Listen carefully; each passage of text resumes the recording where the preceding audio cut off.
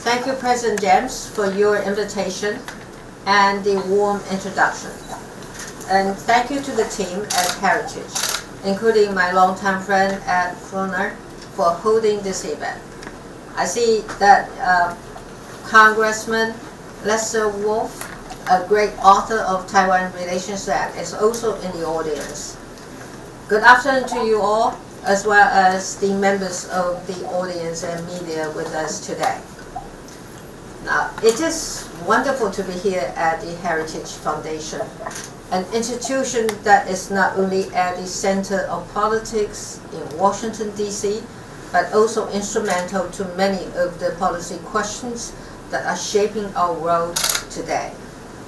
I'm joining all of you from sunny Hawaii, which being at the center of the Indo-Pacific region, could not be a more fitting location for the theme of today's event. My transit here is the final stop of a week-long trip that has taken me to 3 of Taiwan's Pacific allies, Palau, Nauru, and the Marshall Islands. I was honored to join the President of Marshall Islands, Hilda Heine, at the first Pacific Women Leaders Coalition Conference.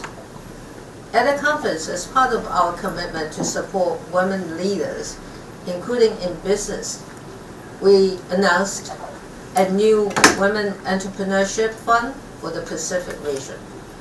Taiwan is an integral part of the Pacific and a proud partner to countries across the region. The first inhabitants of Taiwan build rafts and canoes to venture from our shores in search of new islands. Today we see traces of their language, dress, and culture evident from Southeast Asia to the Pacific Islands. The Han, Chinese, Dutch, and Spanish later came as settlers and traders, eager to take advantage of Taiwan's location at the crossroads between China, Japan, and Southeast Asia. And even now, in the 21st century, Taiwan is still a country that is very much dependent on the blue waters of the Pacific Ocean, with an economy centered on trade, people that have grown more multicultural, and a society that is increasingly globalized. The Pacific has much to offer Taiwan, but Taiwan also has much to offer the Pacific. Taiwan is a force for good in the region. We are a democracy, and the only democratic Chinese-speaking country in the world, showing, as Vice President Pence said, a better path forward for all the Chinese people. We are proud that freedom and human rights are the basis of our values, and we are determined to take the lead in improving livelihoods across the Pacific. Our technical and medical teams are working tirelessly thousands of miles from home. Our NGOs are striving to be the first responders to natural disasters. And the people of Taiwan are deeply committed to fostering a more peaceful, stable, and prosperous regional environment.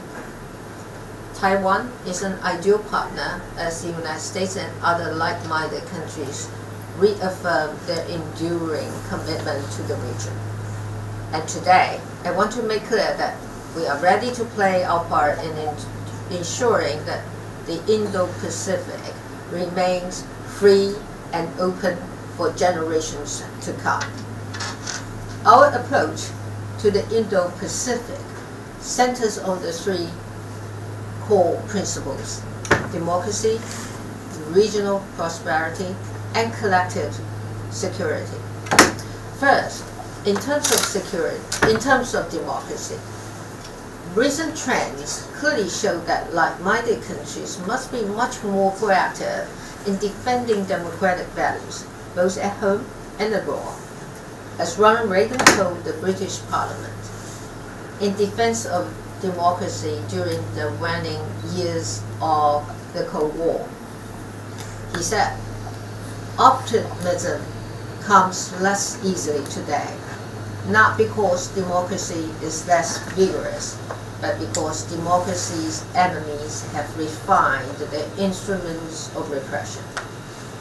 Yet optimism is in order, because day by day democracy is proving itself to be a not at all fragile flower. Today, the introduction of new tools of political and economic subversion, coupled with new forms of media disinformation, have made President Reagan's remarks truer than ever. Taiwan is at the forefront of these challenges, which will define whether Taiwan can remain free and democratic, or will bow to the pressure of authoritarianism and control. As a result, my administration has pledged to be much more forceful in defending Taiwan's hard-won freedoms and ensuring that our country continues to be a beacon of democracy for the Indo-Pacific. Because we know how important it is for Taiwan to continue being the light that shines directly into some of the darkest corners of the region.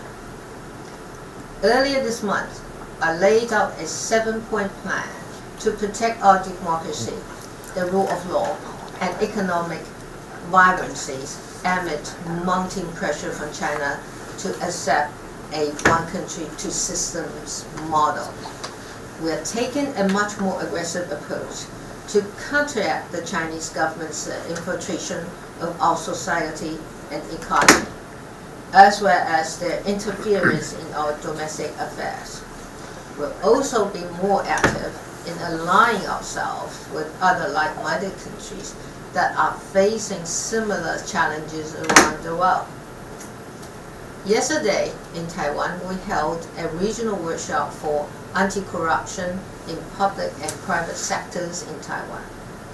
This event, part of the Global Cooperation and Training Framework, was notable because for the first time it was jointly held not only with the United States but with Japan as well. Furthermore, last week, Taiwan and the United States announced the establishment of a new annual event called the Indo-Pacific Democratic Governance Consultations. The first meeting in September will leverage our respective strengths and shared values to help address governance challenges facing countries in the region. That follows another important milestone from this month, when Taiwan held the first religious freedom dialogue in the Indo-Pacific. We firmly believe in the freedom to worship without fear of persecution, and this conference was testament to that.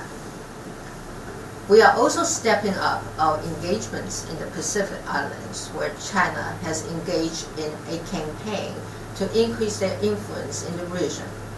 We have noted growing awareness of China's effort by the United States, Australia, New Zealand, and other responsible stakeholders. Taiwan is grateful for the United States' support in keeping our diplomatic allies. We remain committed to working with like-minded countries to protect the core values of good governance, accountability, and sustainable development in the Pacific. Second, a greater role in fostering regional prosperity through trade, investment, and respect for a rule-based economic system. Over the past 3 years, we have aggressively pursued stronger economic and commercial linkages with South and Southeast Asia under our new southbound policy.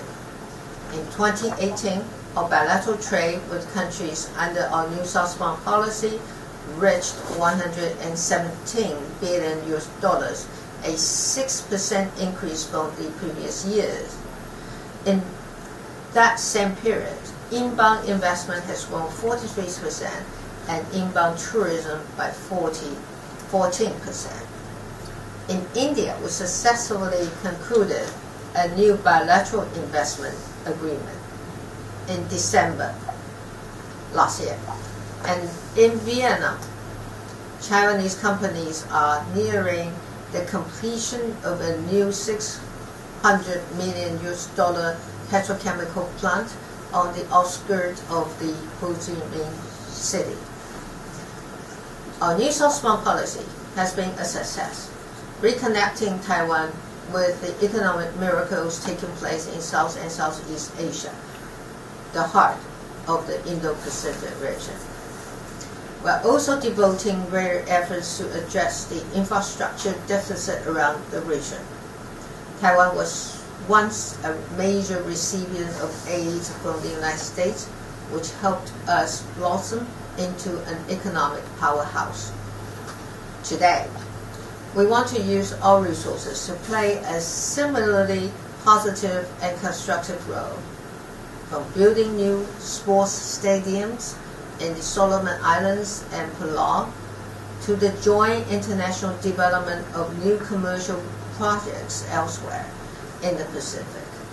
We want to work hand in hand to support the national development of our regional partners.